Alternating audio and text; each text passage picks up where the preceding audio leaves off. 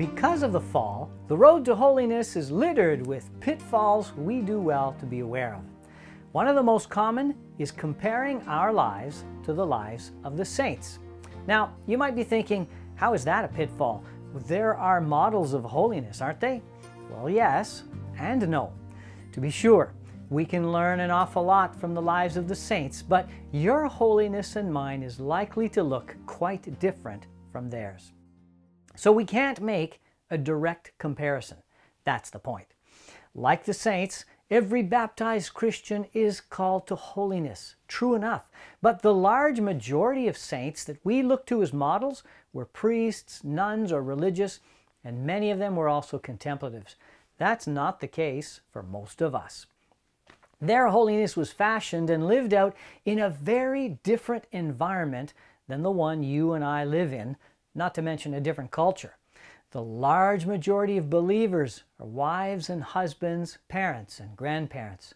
Our vocation and the duties of our state in life are very different from the vocation and duties of most of the saints. So the holiness of our lives won't look the same as theirs. Our holiness will necessarily have to reflect our vocation and our state in life. Recall the words of St. Paul to the laymen and laywomen of Ephesus. For we are his workmanship, created in Christ Jesus for good works, which God has prepared beforehand that we should walk in them. For many of us, marriage is the primary good work we were created for, called to walk in. That means that we're called to fulfill our destiny, attaining holiness, with our spouse, drawing on the grace of our sacrament. That's the very reason God created us for each other and called us into our sacramental union. Because the grace available through a sacramental marriage is necessary for us to become holy. The Lord doesn't make us holy in a vacuum. As the Lord sanctifies us, He's transforming us into holy husbands and holy wives. In fact, our marriages may be an even greater witness to God's love than our individual lives. Your state in life matters.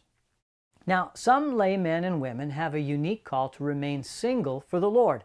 That, too, is not only a special and difficult vocation, but if that's what you've been called to, that's because it's the best and necessary vocation for you to become holy. Holiness, that's the call. That's our destiny.